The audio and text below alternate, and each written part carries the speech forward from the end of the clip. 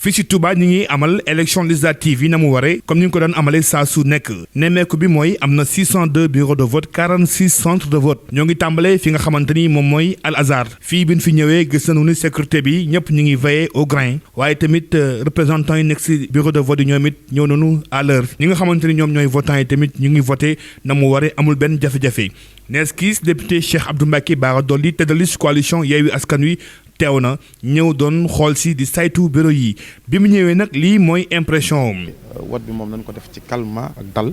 woo population ñu génn parce que kon yoo xam ne tey fii nii boo ñëwee fi mu doon ni mu doon bari ay nit gisaguñu kenn kon xëy na teel na mais nag ñëpp nañu ñëw parce que suur bi day suur boo xamante ni mooy seen suur bi bii dootuñu seen avenir ndax le 31 juillet bi moom la ñuy xool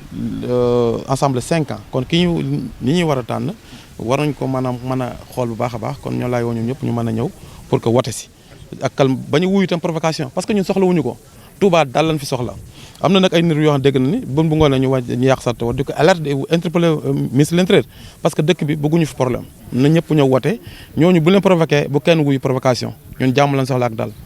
bi ñu jógee fii dem nañu beneen centre bu gën a mag di centre Daaru Marnaan fii tamit polarisé na gox yu bari yi nekk ci biir Touba jàpp nañu sax bokk na ci centre yi gën a mag ci dëkk bu sell bi di Touba bi ñu agsee fii tamit jël nañ fa ay quelques réactions waaye nemmeeku bi mooy que ni kat population bi ñëw nañu waaye demeewul noonu comme ni daan demee tali bi da daan fees dell am sax nag embouteillage waaye tey jii dafa xaw na wàññeeku naka noonee bi nu gëstoo seen nañ fa kenn ku bokk ci Benno Bokk Yaakaar di wuyoo ci Mor Gueye moom bokk ci kàngaam yi yëkkati na kàddu gis ni kat xel dal na ñoom leen war ñu ngi koy def ndaxte nit ñi ngi ñëw ngir voté ci na mu waree. waaye yaakaar naa daal incha allah à partir de 6 heures moom fii moom suñu xol sedd na affaire yi daal mënta jaar fenn ren moom ñu ngi sant ba non remarqué guñu dara loo xam ne am solo représentant yaa ngi doxal vraiment amoon nañ tuuti ñuy signaler parce que yenn président bureau de vote yi dañoo comprendre ne représentant des bureaux yi bureau bi ñu siège ci lañ war a wate loolu la code bi wax mais am nañu comprendre mais bu mandataire bi ñëwee dina leen expliquer en général bu ñu xoolee code bi dinañ revenir. am na ay nervi yu ñuy wax ñu ni yéen a ko indi ku su mel ni Cheikh Abdou Bara Dolly ñu ngi tase ak moom léegi université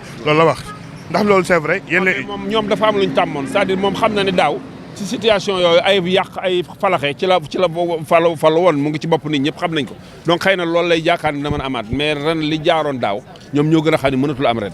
waaw problème mu insécurité moom bu yeboo ñu xam ne nit ñi moom loolu jël nañ ci responsabilité ñu ci war a jël. ñu wéyal fi nga xamante ni tamit moom mooy centre usine xorom fii tamit mi ngi polarisé gox yi nekk ci Daaru Minan ak yu ko wër fii tamit am na ñun fa fekk doon ay responsable yu nekk ci kujje gi wala sax yu nekk ci pouvoir ñoom it yëkkati nañu kàddu ku nekk sa wàll. 8h00 la ñu commencé vote yi fii ci usine xorom mais depuis loolu nag wax dëgg yàlla gisaguñ ci benn jafe-jafe. na force de l'ordre yi ñi ngi def seen liggéey comme ni mu waree na ful yi fu ñu toog ñi ngi leen di disperser pour ñu mën a avancer ku voté wul ñu orienté la nga voté ku voté ba pare ñu wax la nga delluwaat sa kër mais depuis 8h ba léegi vote yi mi ngi dox comme niñ ko bëggee ba tax na ci loolu Touba ñëpp xam ne ne dañoo am heure bu ñuy génn di voté mooy ñi ci ëpp jigéen ñi bu ñu añee ba pare la ñuy ñëw mais nag oto yi ñi ngi ci terrain bi di jëlee nit ñi responsable yi à chaque instant ñi ngi woote pour ñu jël ci nit ñi ñu wane ne daal jàpp nañ ne nii xayra di doxee muy centre de vote bu usine xorom bu fekkee que ni centre yëpp noonu lay doxee mun na am avant 18h dinañ mën def suñu ay dépouillement voilà. waaw ginnaaw loolu may nuyoo bu baax di nuyu ñëpp rek Khadim Mbengue la responsable Benno Bokk Yaakaar Touba. waaw Babacar wax dëgg yàlla vote bi moom ni mu demee neex nañu trop li ma si gën a neex nag mooy jàmm ji fi am daal vraiment nit ñi ñëw nañ en masse voté ci jàmm ak salaam. kenn yëngalut aussi force de l'ordre yi tamit ñu ngi leen di sant bu baax di leen gërëm organiser nañ ko bu baax a baax macha allah xayra moom li fi am bu fekkee ci centre de vote yëpp loolu moo fa am man nañ ni vote bi moom dana jàll ci jàmm ak salaam te incha allah rabbi bu ngoonee dinañ am yaakaar bu baax a baax lii ñu gis moom bu jàllee bu soobee yàlla bu ngoonee dinañ yëkkati suñu loxo xam ni suñu borom defal nañu ndam. man la Abdou Gueye nekk représentant wàllu askan wi fii si xayra 2 bureau usine Xoroma voilà. voilà Abdou amu leen lan la ngeen signalé de tout est bien passé bien. waaw alhamdulilah depuis ce matin ba léegi 7h ñi ngi ñëw fekk ci bureau bi nga xamante ne ñi ngi tijji mais yaakaar naa ni depuis boobu ba léegi gisaguñ leen loo xamante ne si jar na signalé amoon na tuuti ay quelques réglages yoo xamante ne si amoon na si diggante ay coow yu tuuti rek mais teewul gars yi dañ ko réglé ñu daal jàll donc si suba ak léegi daal affaire yi commencé na mi ngi dox normal. donc ñi ngi ñaan yàlla nag ni mu déparé ni suba gi ñu fexe mu continuer ko ba 18h incha allah bureau yu tëj si jàmm ak salaam bu ko defee que le meilleur gagne. wéyal nañ ko nag si centre yi nekk fii si université doon nañu ñaax di 1 ak 2 fii nag moom am na ñaxtu yu bari yu fi tukkeekoo bàyyeekoo si ku jégi. dégg nañ nag ay njuuj njaat yoo xam si ñoo ngi koy ruumandaat ñoo ngi koy dégg yu mel na am na ñoo xam si dégg naa ñoo ngi wéef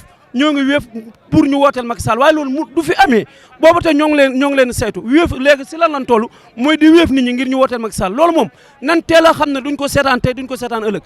ñi jàpp nag ay ñoom Signor Cissoro ñooñ ñu téye jàpp na nag ñoom ñoo gis nga am na ñeneen ñu leen taxawal fii ñoo xam si fisun kenn xamu leen ñoo xam si lépp lu mu leen jaral comme que ñoom ñu nekkul si dëgg lépp lu mu leen jaral ñun ñi nga xam ne ñoo nekk si dëgg dinañ taxaw bu soob yàlla gis nga Antoine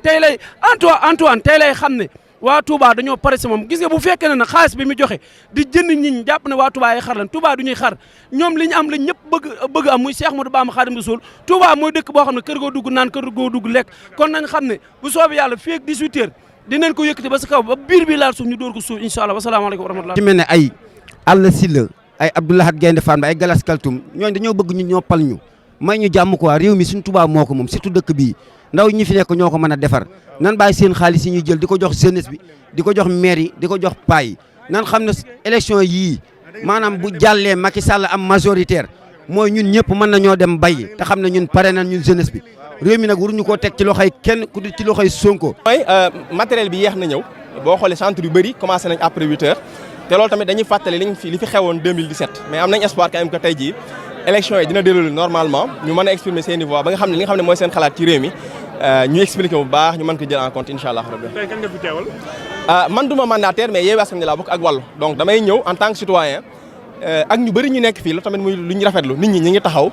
di guider nit ñi di leen orienter parce que tamit am na changement yu bëri yu am ci carte électorale tamit lu ñu signalé la ñu bëri changé nañ leen te waxuñu leen ko donc jeunes yi ñoo fi nekk tey jii di dugg ci plateforme di leen guider di leen orienter ba nga xam ne nit ñi ak lu mu métti métti ak lu mu xat-xat seen vote dinañ ko mën a def incha allah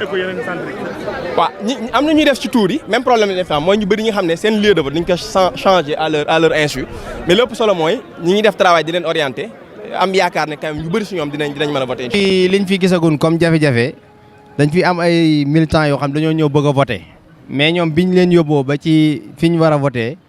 Université Touba Darou Khoudoss 2 biñ leen xoolee dañ ne leen génn nañ leen ci nekkatu leen ci fichier bi loolu nag lu ñu jaaxal la ba xam lan moo waral loolu ndax suñu militant leen ñu bind leen ñu jox leen carte baa ngi nii ñi ngi war a voter Université Darou Khoudoss 2 bureau numéro 3 ñoom dem nañ rang ba àgg ñu ne leen seen tour nekkatu fi. ñoom local yi fu ñu voté woon. ñoom fi lañ voté woon. kon entre local yi ak législative lañu changé. waaw. ah bon. waaw loolu waaw comme li ñu doon wax ñoom ñu di ko weddi fan yi ñi ngi recruter ñi ngi jël jigéen ñi jël seen carte d'identité yi kon li ñu doon wax ñoom lii lañ ci jublu woon. mais fii ba 18 heures nii mbooloo mi génnee jàpp naa ne bu ko yokkee fii 3 heures moom amul benn pexe mënu mën a def ba bu élection yi moom duñ ko perte moom dañ koy perte massivement ak lu mën a xew moom te mbooloo mi génn moom fii ngoon taux participation bi amoon ci élection li maire yii yu ko raw la ñuy gisaat fii. tamit ñu nekk si pouvoir bi jàpp nañu ni tamit lépp leer na vote yi mi ngi doxe na mu waree. maa gis léegi lu ma jaaxal danoncé naa ko nag xaw ma dina dem xaw ma du dem xaw ma dégg ngeen ma xaw ma déggu parce que numéro 10 ak numéro 11 numéro 10 ak 9 numéro yooyu maire ya fa nekk di wate bu ñu igsee du ñuy fab carte Ablaye Wade teg ko ci kaw ni ko wateel kon xam nañu ñun duñu ay dof bu ngeen ñëwut jéem a xool li nekk ci urne yi gémmiñ dina dem loxo dina dem gémmiñ te du doonub tip. bureau 9 ak 10 maa gis loolu man du ma wax lu ma gëmut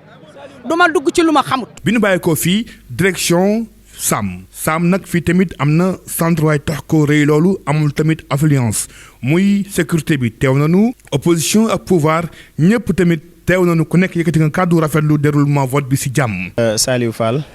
bu mouvement nekkal fi askan wi ànd ak honorable député Cheikh Abdou Mbacké Bara Dolly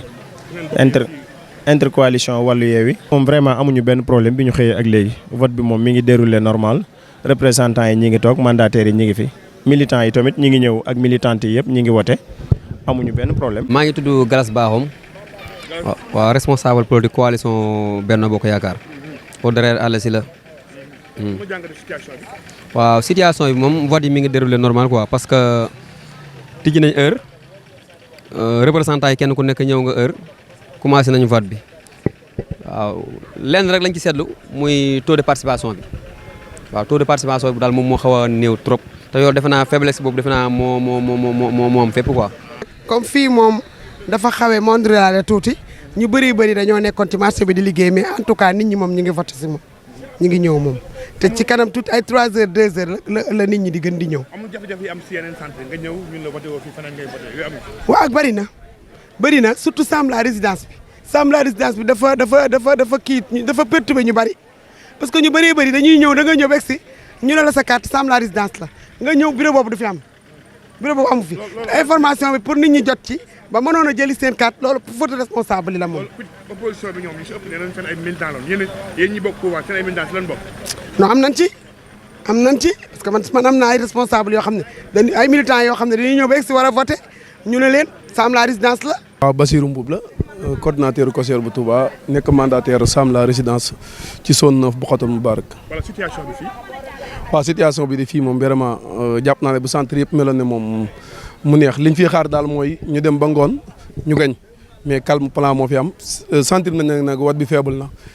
mais dafa mel ne situation Sénégal yëpp la boo dee suivre actualité yi. mais yéen da ngeen fay lépp kese parce que am ngeen seen militants yu si bokk. suñu militant ak militant kenn en tout cas ki war a wate ci bureau dafa war a ñëw mu war a wate bokkatul ñu xool carte d'identité bokkatul ne ci ñu xool ko ci liste bi mu ne fi loolu bu amul kooku du wate ak fu mu mën a far. amul affluence mais xanaa kon yéen da ngeen transporté wul électeurs yu ñëw wala. waaw ñun moom suñu nit ñi ngi wate te danañ fexe ba ñëpp wate. maa ngi tudd Sagar Samb maa présidente bureau numéro 3 Sam la. voilà ñi ngi wax naan dañuy ñëw duñu gis seen tur ak yooyu lu ko waral. ah loolu de nag moom mënu kii puisque dañuy ñëw nag dañuy seen carte yi seen numéro yi ñoo ci kii numéro bureau bi moo ci nekk yëpp a ngi ci nekk mais boo xoolee ci liste bi doo leen gis moom. non non du si ñun de non non du si ñun. ñu wéyal sunu convoi dem fi nga xamante ni moom mooy Aliya fii la tëddale si bii di Serigne Gallas Kaltoum wote bi ñu ñëwee fekk nañu mu wote bay dem moom ak ki nga xamante ni mooy Amy Mbacké Dage bu ministère de l'emploi ñoom ñi ngi bokk si mouvance présidentielle naka noonu ñu topp convoi bi ànd ak ñoom ñi ngi jëm benn bureau boo xamante ni sax benn la si centre bii di Tawfekh fii bi ñu fi ñëwee def na visite bi mu génnee kaddu yi laykat yi moom ak Dage bii. li ñu jot a gis bi ñu xëyee ak léegi bi ñuy voté ak fi ñu demoon. lépp gis nañ ne dara manqué wul ci li nga xamante ni la administration bi waroon a def ñi ñu fa fekk confirmer nañ ñu ne lépp am na yoon nit ñi wax dëgg yàlla ñi ngi génn di voté ji xanaa li ñuy def rek mooy gën a soññee ñu xam ne ñaar fukki fan ak benn yi liñ doon dox di leen ko seeti ak di ko jàllale ci communication mu jëm si ci ñoom bis bii moo taxoon kenn ku ci nekk am ci sa cëru bopp cër bi mooy lan jóg dem voté ji ñuy soññi ñi leen jaboote ci kër yi ñu soññi leen ñu génn mais ñu ñaaxe leen yar ak teggin ndax loolu la ñu soxla mu amal réew mi njëriñ mais surtout fii ñu dëkk di Touba képp ku jóg dem voté ji nga dem voté ji ci jàmm ak salaam boo fa jógee nga dem toog sa kër dégloo yàlla mën naa dogal bu ñu demee ba ngoon liy war a feeñ ci urne yi jàpp nañu ne loola dana nekk loo xamante lu am solo lay doon waaw. amu leen benn problème bu ngeen constaté ñu naan ay nerveux ñu naan duñu gis seen tur ci fichier yooyu. waaw xam nga loolu moom comme que ñun bokkuñ ci ñuy yor loolu wala ñuy ànd ak loolu te dajeeguñoo ak ñoom dañuy sant yàlla rek ba jàmm ji ñu gis ak dal gi mu wëy fépp ñi ngi wër nag ndax foo àggugul mënoo goo xam lu fa xew mais fi ñu jot a jaar fépp wax dëgg yàlla ñu ngi ciy sant yàlla bu baax. Merci, je suis avec mon grand frère. La tête de liste, Serigne Fallou Mbacké. Nous sommes en train de faire le tour des bureaux de vote. Mais pour le moment, comme il a rappelé, il n'y a rien à déplorer. Le processus se passe comme on le souhaitait. Les forces de l'ordre aussi sont aux côtés des populations quand même pour garantir la sécurité des participants à cette importante élection. Alors nous lançons juste un appel de paix, que les gens viennent voter et qu'ils rentrent tranquillement chez eux. Je pense que le tour est joué et la pression a changé de camp. Et puis on attend à 18h pour fêter la victoire de la grande coalition. Merci. ñu jógee foofu dem Daaru Karim ñu amal fa tamit ay visite naka noonu ñu bàyyi fa convoi wu Gallas Kaltoum dem fi nga xamante ni mooy encore université fii bi ñu fi ñëwee tamit fekk nañ fi beneen responsable bu bokk Benno soxna Mame Say Mbacké di doom Serigne Cheikh Say Mbacké moom jàpp na ni kat Serigne bi ñaan na dugal na loo xam si l'élection te nag ñu ngi am yaakaar. am nañ yaakaar tamit nag te yàlla bu yàlla tas yaakaar surtout nag suñu base bi nga xam ne mooy Madiyana di carte Serigne Cheikh Say liñ ci bëggoon daañu am yaakaar bu baax. ñëpp génn daal mbokk talibé yeeg daay ñëpp daal génn. nit ñi moom doo xaar sax ñu na soñ sax ñoom ñoomay soññee soññu ma leen ñoom ñoomay soññ dama xëy suba teel 6 heures ñoom ko ñoom commencé woo am ci sawate am ci mbégte ak taxaw sama ginnaaw ànd ak man mobiliser ñëpp ñëw. mais xanaa dina wuti yi fi amoon. bien dina wuti ak yi fi amoon. am naa yaakaar dina am yi fi amoon moom waaw ndax suñu taxawaay nag ki ma di yàlla. campagne nga campagne bu baax vraiment def sa xaalis bu bëri donte amoo moyen tey ban kàddu nga yëkkati donte tey du bisu wax waaye nag alerte la pour ëllëg tey ban kàddu nga yëkkati ci campagne bi. xanaa li may wax daal ëllëg ñu xool tànn bi ndax président dafa sonn ci Touba jël ay milliards def ci Touba ñi mu koy jox te seen i climatiseur duñ génn toog seen i saal mel ni ab sëriñ boo duggee ci politique cadre politique da ngay sumi sa bopp sëriñ teg ko fee wàcc maase ak nit ñi ndax doomu aadama kenn du ko xeeb te nit ñi kenn moomu leen koo xeebul soxlaam xeebul itteem mu ànd ak yow waaw politique kenn du jaay ab judd naan wàcc ci terrain bi le président daf ñu koy bëgg waaw bu ñëpp meloon ni ñoom kon tey ji xool na tàng waaye nag heureusement ñun xooluñu leen ndamal président la ñu xool te leen bëgg na jàpp naa ñu ko am. kenn mën na si parrainage kenn mën na si pré campagne kenn mën na aussi si campagne mu mel ni ñett yëpp def nga ko na mu waree waaye nag métti woon na loolu si yow ndax wax nga ko maintes fois ni jotoo ay moyens say xarit ñoo la jàppale tey occasion la nga mën ko leeral. waaw mu neexoon gedd aussi mais defoo ko. waaw du ma gedd ndax président moom ko jaral ndax président boo xoolee pàcc bi ñu toog même pàcc bi ni mu ko waxee muy Serigne Cheikh Say engagement yi mu jël lu wax Serigne Cheikh Say kenn mës a dégg mu wax ci affaire politique waaye li mu wax rek daan ne Serigne Blanc damaa waxoon ne ma kenn du contre nguur kenn du contre borom daraja kenn du xeebum kéebu kon nag man ku fi yàlla teg rek kooku lay àndal soñ ci ay taal bi soñ ci ay doom ñu wàcc ci terrain bi nekkuñ mun sa neexoon tëdd suñuy climatiseur def ñu ñëpp defaay defuñu ko kon nag tey jii ñun ndamal président la ni xool ndax président li mu daj ci Touba def ko ci Touba kilifa yi diine xam ne ku ci am maanaam kàddu rek président nga àndal. bi ñu jógee fii tamit non loin si centre si Darou Khoudoss 2 fii tamit am na ñun fa jël ñu bare doon ay responsable ku si mel ni Serigne Cheikh Thioro Mbacké moom nekk na candidat si coalition Yewwi Askan Wi yëkkati na tamit ay kaddu yu am solo waaye tamit ñaawlu li mu jàpp ni kat ay salfaañe la ndax manquement yi bare na loolu. bëri na ci nit ñoo xamante ni tey jii ñi ngi woote woon Kër Baylaat ñi ngi woote woon Ali ci local yi jàll bi ñu ñëwee ba egg si ñun leen waru leen woote fii te diggante local yi ak législative yi yaakaar naa bëriwul bëri goo xam ne changement mën naa am kon jàpp naa am na loo xam ne bu amee rek am na lu ko waral manquement yi daal bëri na bëri goo xam ne foo ko takk wees na ko ba ci nit ñi nga xamante ne fa laa dëkk bi ma xëyee def naa tour de centre yi mais centre ba fa nekk 10 heures jot na te 4 bureaux de vote yoo xamante ni tijjeegul loolu kenn mënu ko imaginer kon jàpp naa ne manquement yi bu amee rek am na ay sabotage yoo xamante ni fraude bi non am na fraude am na sabotage loolu moom kenn mënu ko ignorer am na lu am la waaw asa de conscience bi foo ko takk wees na ko am na ñoo xam ne ci buntu centre la ñu kar nit ñi ne boo leen indee bulletin wàllu bi ñu jox leen 5000 wala 10 000 loolu nag bu fekkente ni autorités yi dañuy naan boo bokkee wàllu boo ñëwee ñu la toppal fële ñuy bàyyi nit ñi ñuy taxaw ci mbedd di jënd nit ñi loolu moom ñaawlu ko la ñuy def mais tamit teewut li may wax rek di soññ nit ñi mooy nit ñi ñu gën a bàyyi xel gën a am engagement te ñu moytu provocation bi te xam ne provocation bi bu ñu ci répondre rek ñun ñooy perte. ñoo ngi fii ci université mooy centre bi gën a mag ci Touba convoi l'intercoalition wala Yewwi moo ngi nii police ak ñu taxaw de lu xew. waaw maam nee na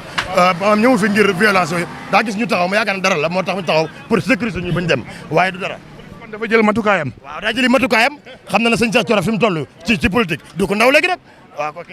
waaw gis nga waaye police ak nii de lan moo xew fi Baye Fall. dara xew fi jàmbar ñoom dañuy sécurité rek dañuy jalonné dara xew fi dañuy sécurité pour defar rek defar moo la fi indi dara indiwu leen fi jàmm rek moo la fi indi moom la chef bi wax waaw jàmm rek moo la fi indi dañuy xool ak ci supervisé. Baye Fall yow tey da nga laxasaayu. waaw dañu laxasaay ay murit lañu ay Baye Fall lañu du dara ñuy liggéeyal sëriñ bi rek mais nag ay soldaaru sëñ Fall lañu.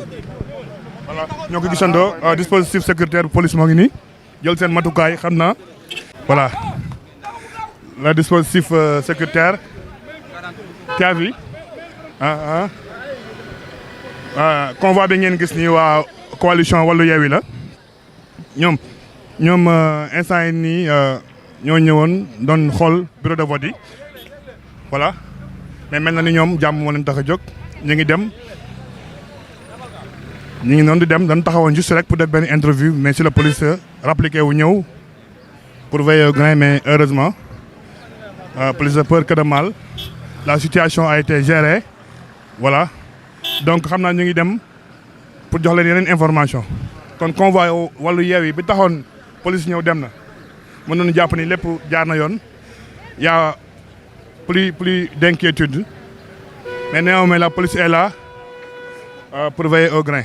bi ñu jógee centre bi def le tour dem fi nga xamante ni moom mooy boulevard Tundodi nag fii tamit fekk nañ fa opposition pouvoir ñoom ñëpp yëkkati nañu kaddu ñëw si déroulement wu vote bi. 8 heures ñu ngi fii en même temps ñu ngi Tundodi ñu ngi am ñoo couvrir Belel couvrir Kellel waaye macha allah nit ñi ñu ngi voté si jàmm di ñibbi ci jàmm amul benn problème. sotti na ba pare ndax li ñu gis dal na suñu xel. bi ñu xëyee ba léegi ñu ngi wër centre de vote yi nga xam ne ñoo ko couvrir muy 4 centres yi ñu yore fii macha allah liggéey bi am na solo ndax responsable yi nga xam ne ñoom lañ séqal zone bi ak coordinateur bi di honorable député Abdoulahar Seck depuis bi mu xëyee ba léegi mu ngi ci terrain bi moom it di jëli nit ñi ñuy ñëw di voter si. responsable yi ne ci zone bi yëpp kenn desul boo seetloo fii nga gis fi responsable sax du la yomb ndax dañuy dem di ñëw ñoom ñëpp tey ay convoyeur lañ doon dem di jëli nit ñi ci quartier yi di leen indi ñuy voter si. buñ voté ba pare ñu delloo leen jëli ñeneen foog naa ne tey def nañ ci liggéey bu am solo. waaw moom nit ñi ngi jëli nit ñi di ñëw am na ñoo xam ne dañoo pause pour ni bàyyi xel nit ñi añ bu ñu añee ñu transporter leen andi leen ñu mën a voté ñu delloo leen si jàmm non fii moom wax dëgg yàlla lépp mi ngi cool li ñuy dolli daal mooy ñu gën a amuk dal bu baax parce que nag Touba benn bopp la kenn mënu ko xar ñaar xëy na kenn ku nekk am nga droit far fu la neex mais dañ ko def rek ci dal kenn ku nekk woteel ki nga xam ne si ne moo la neex. bu ngoonee ñu wàññi xob yi lépp nekkaat ci jàmm. Mbacké Kounta waaw. waaw tey de bëggoon nañu ñëw su taxawaay bi lu tax nga voté si ak noo gisee vote beeg yooyu. waaw vote moom droit civil la kenn ku nekk am nga droit bu élection yi jotee nga génn seet li nga xam ne ni moo la doy nga def ko mooy tànn rek te def ko ci jàmm ak salaam ndax réew mi ñun ñëpp ñoo ko bokk. lépp lu ñuy def rek war nañ ko def ci jàmm ak salaam ak sutura waaw loolu rek moo am solo ci jullit en tant que citoyen. nit ñëwuñu affluence bi amul loolu lu muy indi gàllankoor ci vote bi. waaw loolu moom dana wàññi taux bi bu baax a baax te loolu dégg nañ ko ci information yi. ci rajo yi gis nañ ne nee nañ nit ñu bëri génnuñu xam naa nag loolu xëy na peut-être climat bi ak yooyu mun na ci jouer ñaar bi am na nit ñoo xam ne xëy na dañoo xaw a gis leneen daal lu bokkut ak xëy na ni ñu jàppee noonu la war a demee. waaw loolu mën naa décourager ñu bëree bëri ba tax na duñ génn ñëw ci yu mel nii. après Tundodi centre bu Kër Serignane centre Kër Serignane également non loin foofee moom mooy centre bu Kër Baylaat tamit boo ko weesoo Kër Ñang ñëwaat fi nga xamante ni moom mooy centre bu Daaru Manaan def le tour des centres de Touba. lii mooy situation bi nga xamante ni moo am si suba si diggante 8h ba 16h fii si Touba ñu gis ni kat am na quelques jafe-jafe yu ñuy dund si wàllu vote bi waaye daal amagul benn dérapage amagul violence également ndax policiers yi ñoo ngi veiller au grain. ñu des nag si ngoon si ñu ngi xool ndax affluence bi dina gën a bari laata nag ñuy def dépouillement bi ngir ñu mën leen indil résultats yi fii si Touba.